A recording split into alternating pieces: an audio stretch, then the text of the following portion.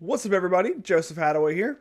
So, if you know me, I've been doing this whole finfluencer thing for really a little more than 2 years now, and in that time, I've had the pleasure, or even at times displeasure, of meeting a lot of people who have made millions, retired early, or are just on their wealth building journey, same as I am. And what I've learned in that time is that every millionaire, early retiree, or really everyone who, again, like me, is still building, has an idea of what they believe builds wealth the best, and they're quick to sell you on, my idea works for everybody, it's the fastest, it's the most trustworthy, you will build wealth if you do exactly what I do, buy my course. I'll admit, I've been guilty of the same thing a few times, but I'm getting better about it. Either way, that's not always the case. We're talking personal finance here. What works for you might not work for you. What works for your favorite financial influencer or finfluencer, whatever you want to call us. I think we have 100 different titles now. Whatever works for us might not work for you. That's personal finance, not general finance. And no matter what investment strategy or early retirement plan you subscribe to, there's a few things you have to do and a few things you don't have to do. And I want to talk about that today. Before we get into the video though, remember we are on the road to 1,000 subs this year. Thank you all so much for the support thus far. I really appreciate it. Make sure if you haven't yet, drop down below the video, hit that nice subscribe button. It really helps me out and I really appreciate it. Now let's get into it. All right, first up on the list, let's start with one of my least favorite takes on the internet. If you have a 9-to-5, you're the slave to your boss, or you're working for somebody else's dream and not your own. No, we're not pushing that kind of hate here. Not on my channel, not on my platform. 9-to-5 hate seems to be one of the most pervasive things on Twitter that everyone in the wealth building community talks about. If you want to build wealth, if you want to retire early, you're going to have to start a business and be your own boss. And that's just not true. You do not have to quit your job to build wealth or retire early. Entrepreneurship is not a box you need to check. Sure, if you want to start a business, if you want to be an entrepreneur, you want to be your own boss, that's great. Go for it. But you can absolutely build substantial wealth and again, retire early. That's the goal here at your 9-to-5 with the resources that you have at your disposal. And next up on the list, number 2 is another one that I see a lot. You don't have to be a landlord to build wealth or retire early. You don't have to invest in real estate. That can go for any single investment strategy, but I feel like, especially with the podcast, Strive to Fi, subscribe to us, and the people that I bring on the podcast, they preach real estate as the one way for absolutely everybody to build wealth and retire early, and the truth is, you don't have to. I know several people personally who have built substantial wealth with nothing more than their primary residence. If you don't want to be a landlord, don't feel pressured into it or feel like you have to, because you don't. And that brings me to number 3 on the list, and that's you don't have to go for any certain investment strategy. I mean, and this is probably where I've been the most guilty of it. If you look at Twitter, you've got your dividends account, your index accounts, your trading, single stock investing accounts, real estate accounts. Everyone wants to promote their investment strategy as the best one out there that checks all the boxes for absolutely everybody, and no.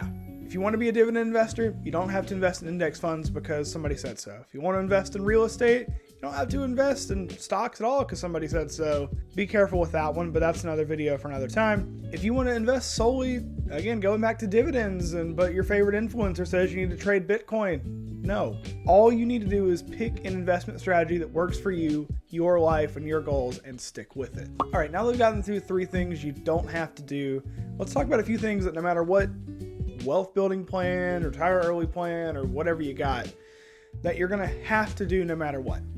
And number 1 on that list, you got to live on a budget.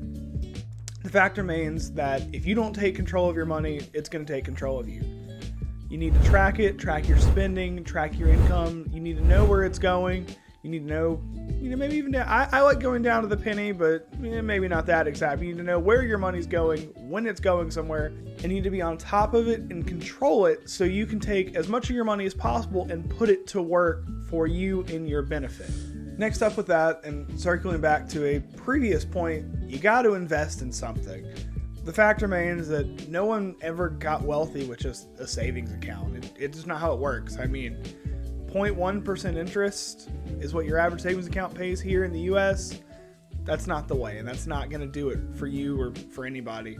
And I'm not going to sit here and tell you, you have to invest in index funds, or you have to invest in crypto, or you have to invest in real estate, or you have to invest in dividends. That's, for one, I'm not licensed to give that kind of advice. And you know what, while I'm at it, check your favorite finfluencers, see if they are. And I'm not going to tell you have to buy and hold, though that is actually, no, I'm going to tell you have to buy and hold. I take that back. The fact remains, you got to invest in something that's going to grow. I'm not going to tell you exactly what vehicle, because your life looks different than my life, and that's just the way it works. We need individual investment and financial plans. But you got to get your money to work outside of just what you're doing. While your income can grow your cash pile pretty high, compound interest is going to take over the rest. And at the end of the day, it's going to work a lot harder than you and I ever could. And last up on this list, no matter what your investment strategy is, what your goals are, you got to live on a plan. You can't just save money to save money and see where it's going or see what's going to happen. No, you got to sit down, set an end goal in sight, set different ways you're going to track it. Where do you want to be today? Where do you want to be next week, next month, next year, 10 years from now? What does life look like?